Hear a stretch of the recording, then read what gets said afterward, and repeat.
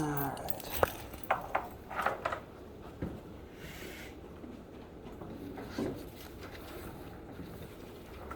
Hey, a little early for that.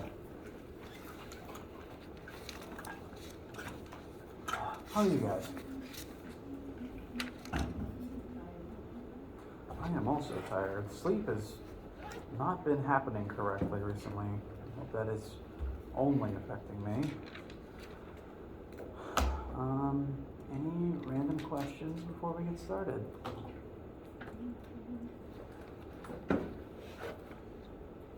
Okay.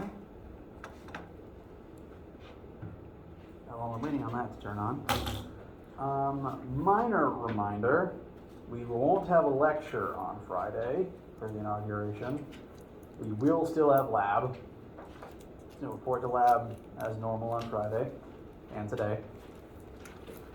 Lecture today, we are going to talk about two main things. Most of the time is going to be spent talking about power, and we will end by talking at least a tiny bit about momentum, how it relates to the things that we have already discussed, why it's important for lab, and why it will be important next chapter. The projector's not turning on. Delay.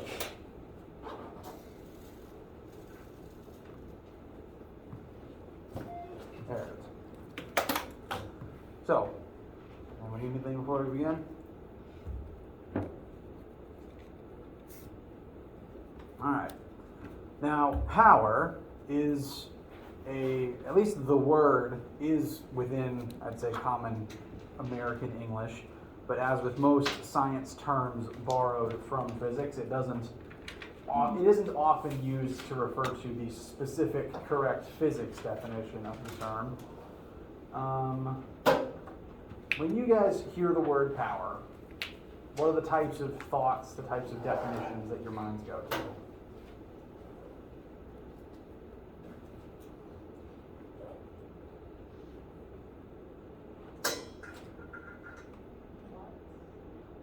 Watts, very good. Watts is actually the metric unit of power, so that's very good. Watts doesn't exclusively refer to electricity, it refers to joules used per second. So that's a very good answer. Thank you. Now, powerful machines, people who are physically very powerful, they are able to accomplish a lot of tasks and exert a lot of force and energy in a small amount of time. Typically, that's how we think of them. Like Hulk is able to lift something up very quickly, whereas it would take a lot of people a lot longer to move the same car by themselves. And the formal definition of power does describe this. The definition of power is the rate at which work is done.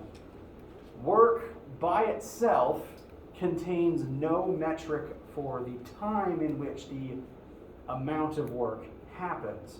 All the questions where we've, say, been pushing a box some distance, we've never talked about how long that process takes. So, as an example, say two different people are carrying identical heavy boxes up a flight of stairs. As they climb those stairs, each person is going to do work, and they'll do the same amount of work because they'll exert the same force and carry the box the same distance. But just the work calculation doesn't contain any caveat for, say, if one of those people happens to work faster. They'll do the same amount of work, but if someone is able to do it twice as fast, then that person has a higher power output that the work equation doesn't account for. Work doesn't care about time, but power does. So power is the rate at which work is performed. Whenever you use energy, whenever you do work, you do it in some amount of time. So the time it takes you to push the box or carry the box up the stairs. Because as a literal transcription of that definition, the base formula for power is work divided by time, the rate at which this work is performed. And as already pointed out, the units, the metric units for power are watts. This does not exclusively refer to electricity, although it can refer to electricity. Calculate power by watts over time. That's the equivalent of dividing joules by seconds. So 1 watt is equal to 1 joule per second. A machine with, well, let's use light bulbs as a quick example. I think these days some stores are selling 20-watt light bulbs, which is very good. When I remember most of the tungsten filament bulbs used to be like 60 watts. So light bulbs these days are about 3 times more efficient, which is nice. But if you were to say buy a 20-watt light bulb from the store and you plug that light bulb in and turn it on, 20 watts means that it needs 20 joules of energy every single second in order for it to be turned, for it to actually work right. If it doesn't get all 20 joules in 1 second, it shuts off. It doesn't have enough power. So, the power rating of an appliance, and all electrical appliances you buy will have some power rating on them somewhere. That tells you how much energy it needs every second in order to actually work right. This is why sometimes if you plug in a bunch of high power appliances at once, like TV and the fridge, and then you also plug in and turn on a vacuum cleaner, those big high power appliances are sucking up a lot of energy every second, which means that your light bulbs are getting less energy every second. So they flicker and sometimes turn off.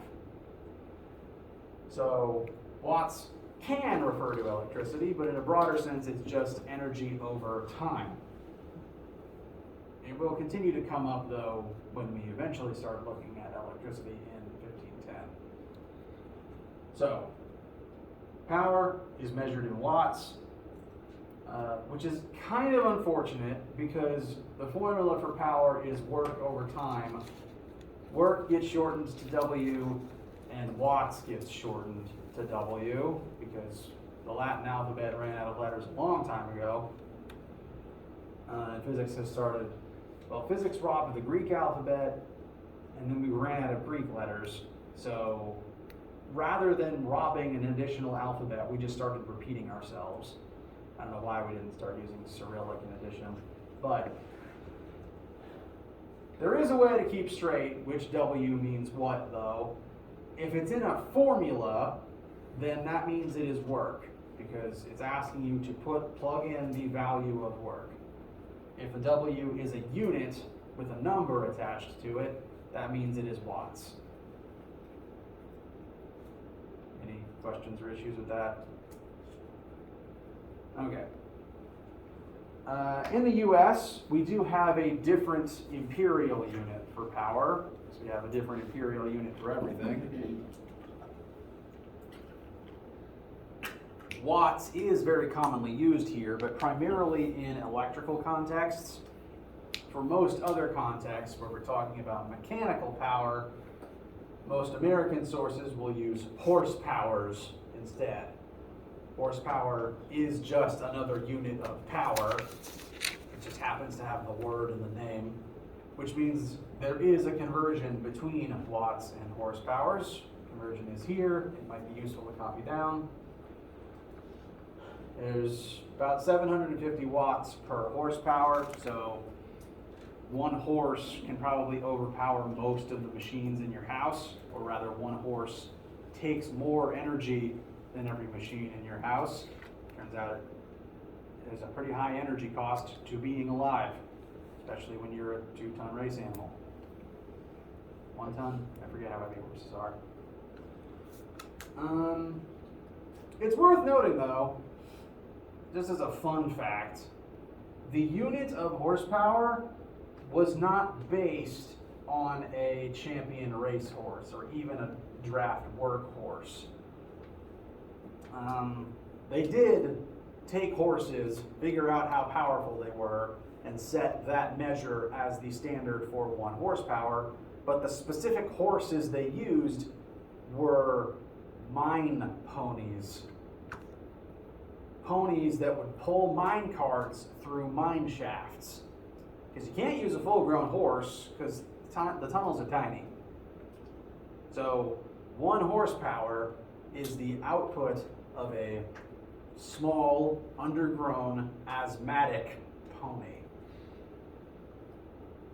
Which kind of puts a few things in perspective when it comes to how a car, like car commercials are advertised, 1,000 brake horsepower. You're not replacing 1,000 horses with that engine, you're replacing 1,000 ponies. So that's something interesting to keep in mind, at least when you listen to car commercials. Powers work over time. More powerful things are able to do more work in less time.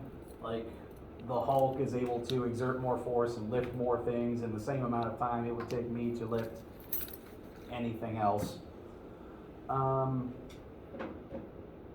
But more powerful things also need more energy in order to function.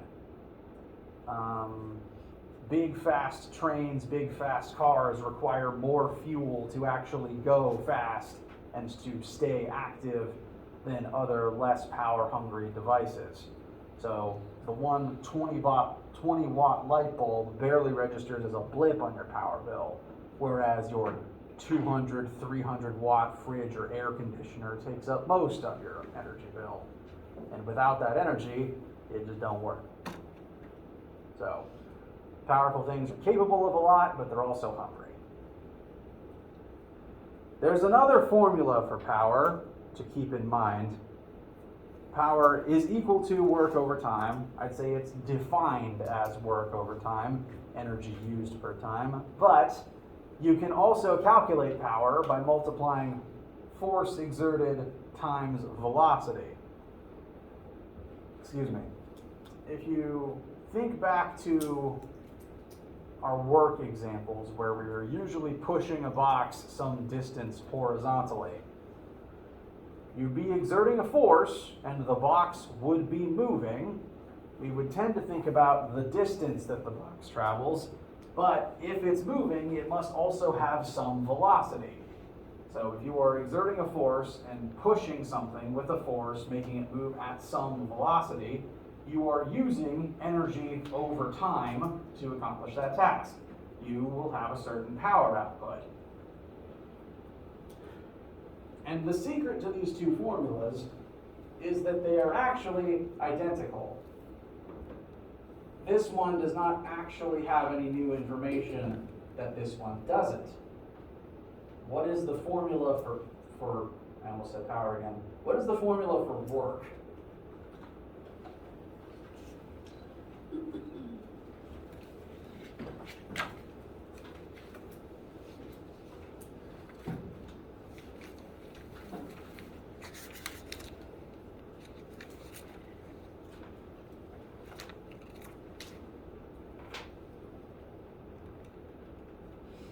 So work is force times displacement, specifically force parallel to the displacement. In order to do work, you exert force and an object will move some distance. So we can plug force times displacement into this formula in place of work. When we do that, we now have F times X divided by T. And X divided by T is velocity.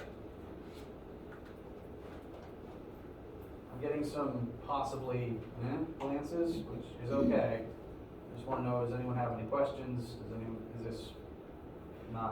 anyone have any issues with this at all? Sorry? Yes, sorry. The P is for parallel. Like with the work equation, in order to do work, the force has to be parallel to the displacement. Therefore, the force also has to be parallel to the velocity in question. If I am pushing the box to the right, exerting a force to the right, and it is moving to the right, then I am the one doing that work, and we can calculate my power output based on it. So this parallel is kind of inherited from the work formula. And the P up there just means parallel because when these nodes were created, we couldn't add any parallel bars instead of P.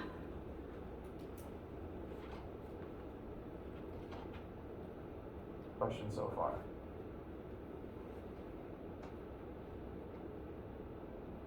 Okay.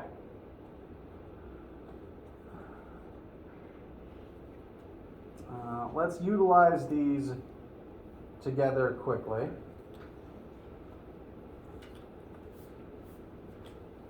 All appliances, or even small battery-operated toys, need some amount of energy per unit time to remain on.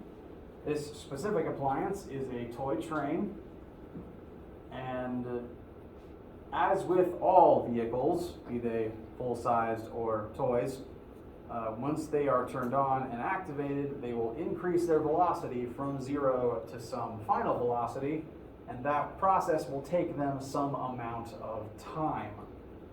For this particular train, the train's final velocity is going to be 0.62 meters per second, and it will reach that final velocity after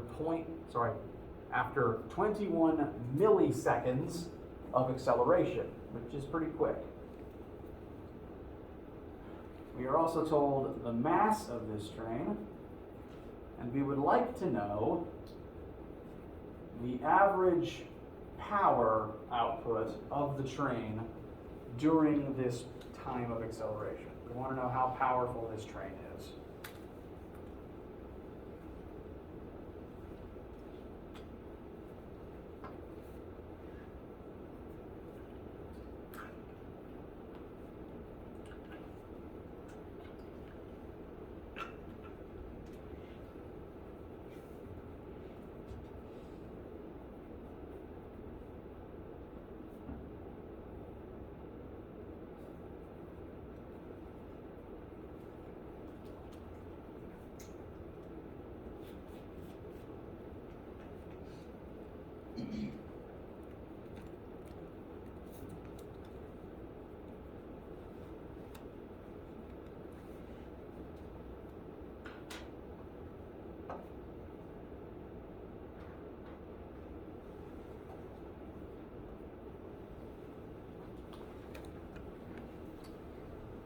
So, we have been told these three numbers. Do we have enough information to figure out the train's power output?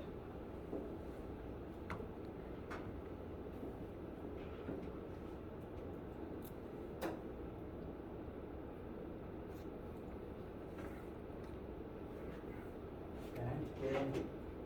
Quite a few different types of lances. That is okay.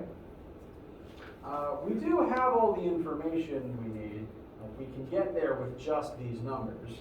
We are going to have to employ a few additional formulas, though.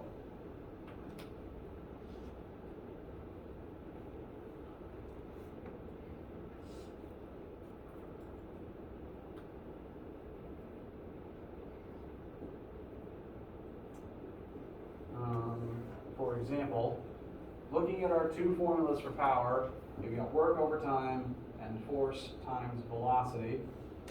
We do know the train's final velocity, and we know the time it takes to accelerate.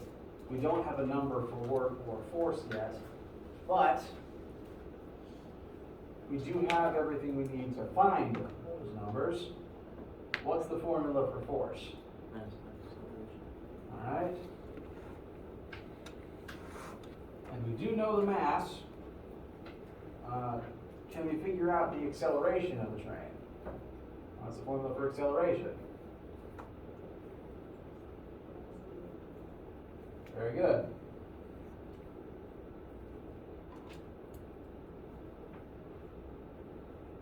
So we can find acceleration, therefore we can find force, therefore we should be able to find power.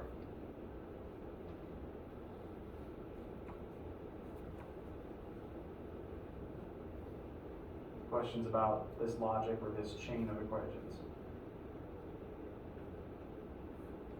Okay. I'm going to start from our second power formula and kind of expand it outwards from there. Force equals power, power equals force times velocity. The engine is exerting some force as the train is moving forward at some velocity. That force is going to be equal to mass times acceleration. That will then still be times velocity. We also have our acceleration formula. P equals m times delta v over delta t, and then still times v, which I am going to shorten again one more time.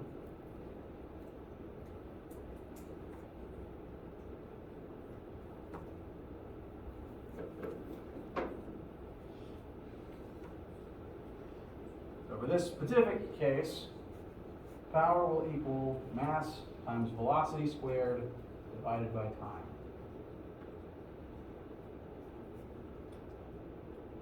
And I find this formula interesting because the velocity term is squared, which kind of similar to the velocity squared term in the kinetic energy formula. It takes exponentially more energy and exponentially more power to go faster. So speed is expensive.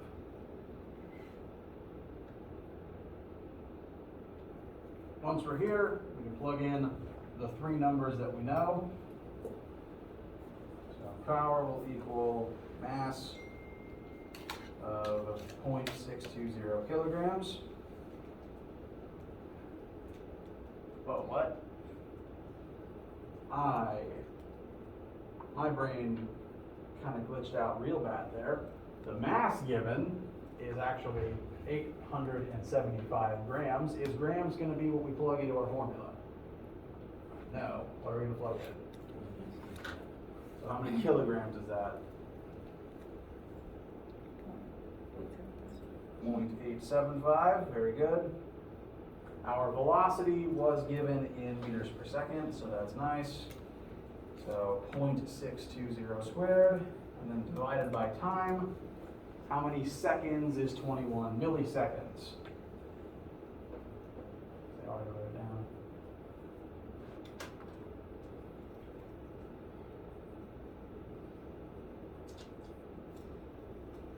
And so this should now just be a matter of plugging things into one's calculator. Let me know what kind of numbers you guys are getting.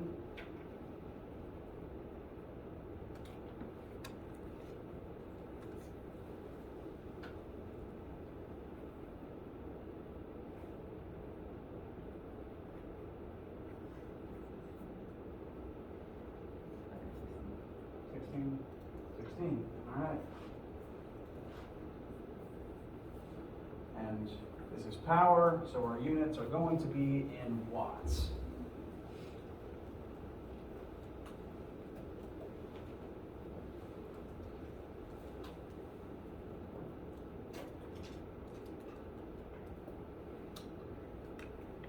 Questions?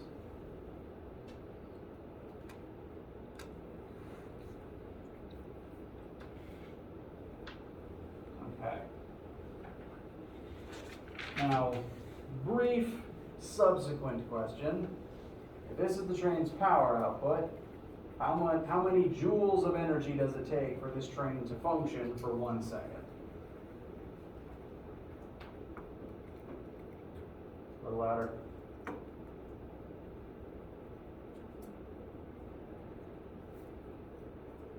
It's okay. We now know power output, and we're asked energy that it takes for a certain amount of time. Power equals work over time, and work is the amount of energy spent. So 16 equals W over 1 second.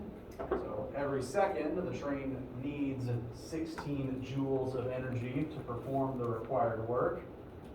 For a minute, you would plug in 60 seconds and get 60 times as much.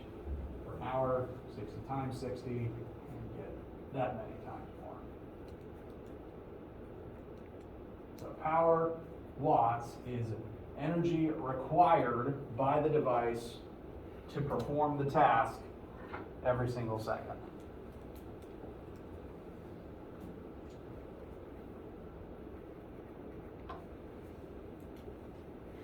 How does this feel?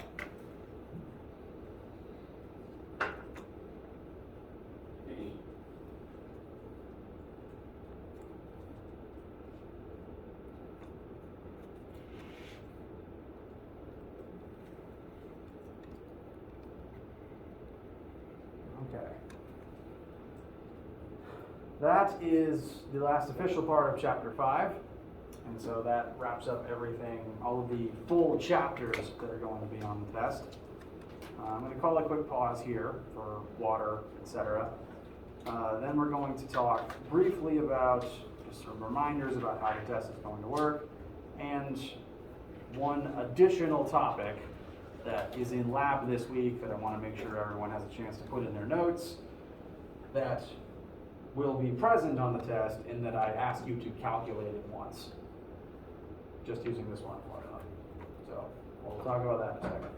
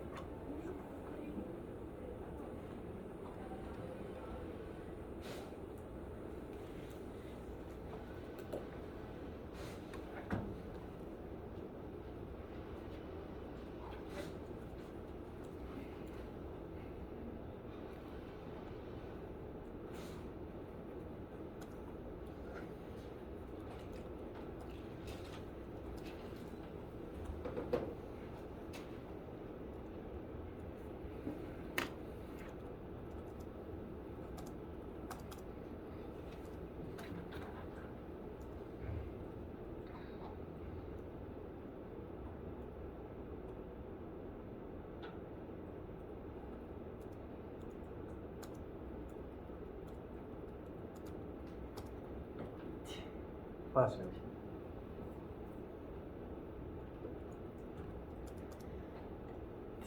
Bless you.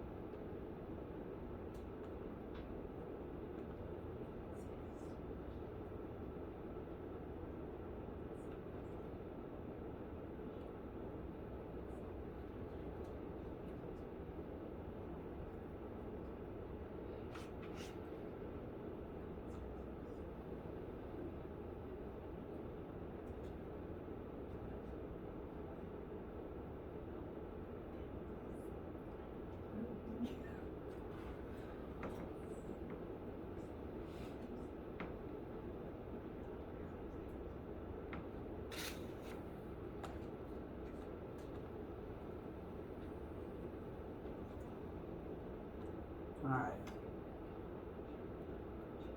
Any questions, needs, etc.? Bless you. All right. Before we actually move on, I remembered something that I wanted to point out to you guys. There's an experiment that I usually like doing with my students, but that it hasn't it's been unable to sort of work its way organically into a lab this semester, and I'm kind of bummed that we might not be able to do it, so I do want to tell you about it if it's something that you find interesting, because it's something that someone can do on their own. You can use this formula to figure out how powerful you are. What you need to do is create a situation where you can do an amount of work that you can calculate, and also at the same time measure how long it takes you to do that work. And the experiment that I've done with students in the past is having them run up a flight of stairs as fast as they're able to do so safely. When you are running upstairs or carrying something upstairs even, you are doing work to elevate the mass of your own body up some height. And if you know your own mass, which you can usually calculate if you know your own weight in pounds, you can figure out your own mass in kilograms. If you know your own mass in kilograms and you can measure the vertical height that you climb, not necessarily the length of the stairs, but the vertical height upwards from the ground, then you can determine how much work you do in climbing those stairs. In this case, the work is going to be equal to the GPE that you give yourself when you climb. So at this topmost point, you will have GPE equal to your mass times 9.8 times your new height. Climbing upstairs, if you know M and you know H, you can figure out how much energy you gave yourself, therefore you know how much work you did at a minimum. And then if you tracked how long that took, you can divide that work by time and figure out your power output in watts. This, in the past, has been useful to some of my students who are, say, athletes, or who, say, just wanted to get into a contest to figure out who of them was more powerful. I have also done it myself, and usually my ratings come out to be about 750 watts, about 1 horsepower. So I'm as strong as a pony. So if this is something that either interests you or that might be useful for some aspect of athletics or health or fitness, etc., then feel free to use it. It's an interesting experiment, and it can be fun as long as you climb the stairs very safely. Now,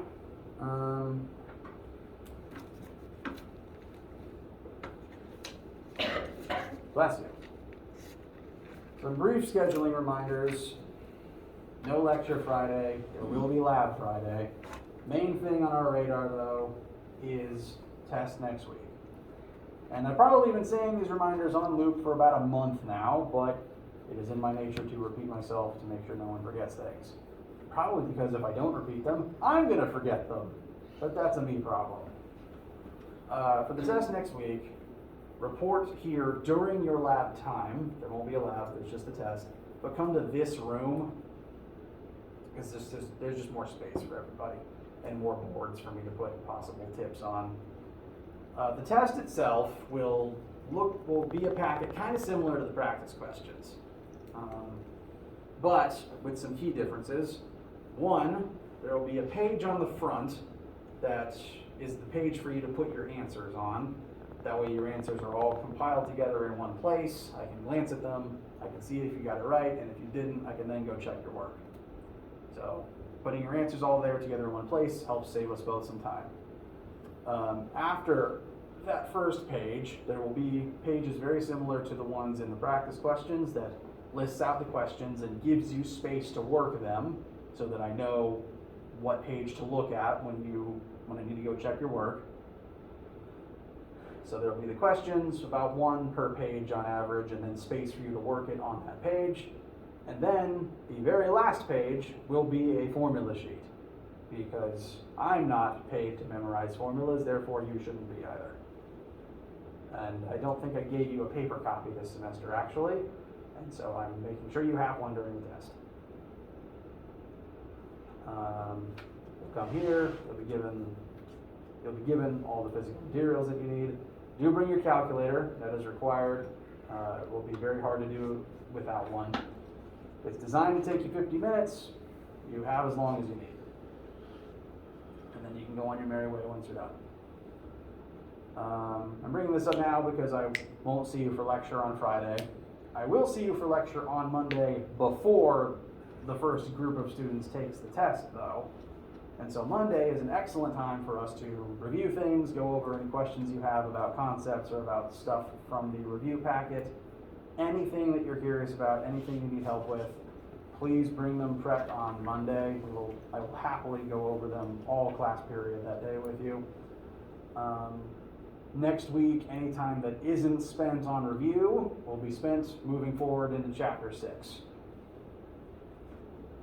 Cool. Now, chapter 6 won't be on the test, so there will be times next week where we're learning things that won't then be on the test that you'll have later that afternoon. There's one small topic, though, that will technically be present, because I want to go ahead and get you guys learning it. One small thing that is officially part of chapter 6, but there will be, again, one question on the test itself. And that is the concept of momentum. If you've had lab this week, then we've talked briefly about it, and this is your chance to make sure it's in your notes. If you haven't had lab yet this week, then momentum is a property of matter that's similar to kinetic energy, but it is different enough that it has its own name, its own characteristics, and its own formula.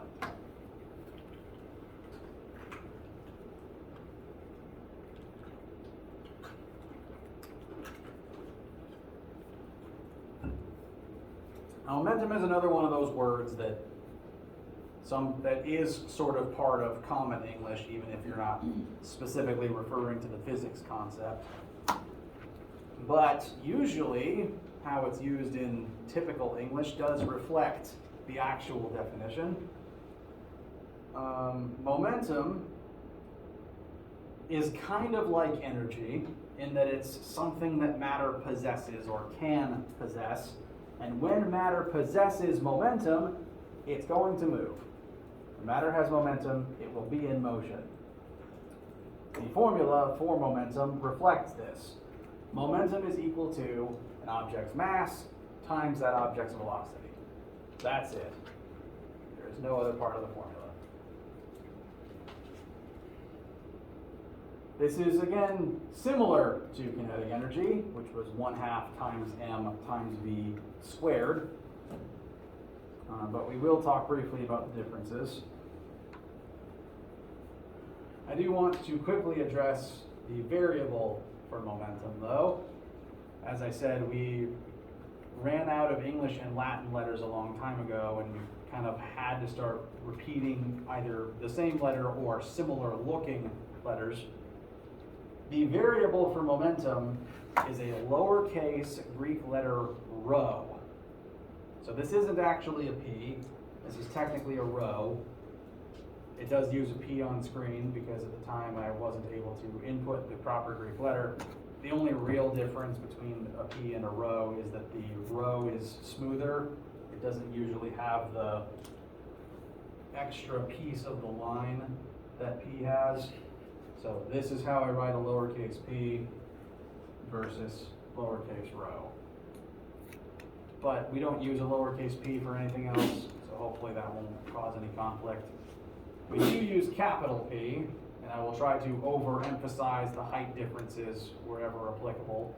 Bless you, by the way.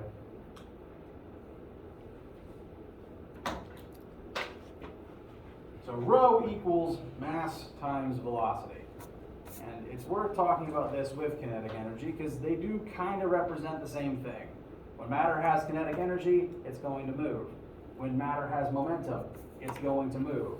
And an object that has one will have the other, because you only need mass and velocity to calculate them. You plug the same numbers into both formulas. So then what's the point of having both of them? The point is, energy has lots of different forms that it can occupy. Kinetic energy is only one of them. Draw your mind briefly to, say, an episode of Mythbusters, one of my favorite shows growing up, where they would remote control crash a car into a brick wall. They did that at least twice, I think. And when anything crashes into anything else, the moving object brings both kinetic energy and momentum into the collision. And like energy, momentum can transfer what object possesses it.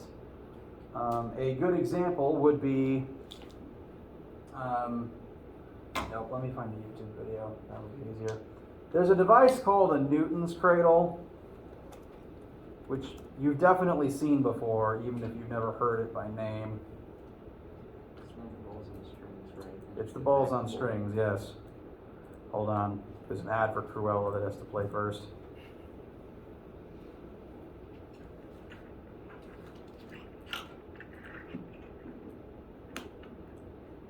That's not the right tab.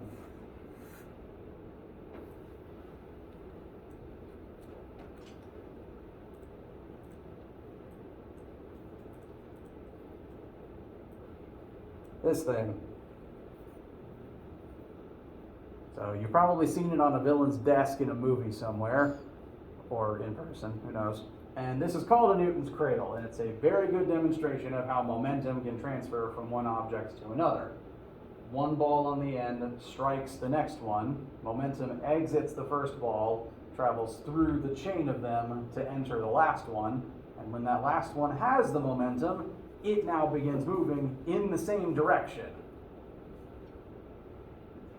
So like energy, momentum can transfer. The difference is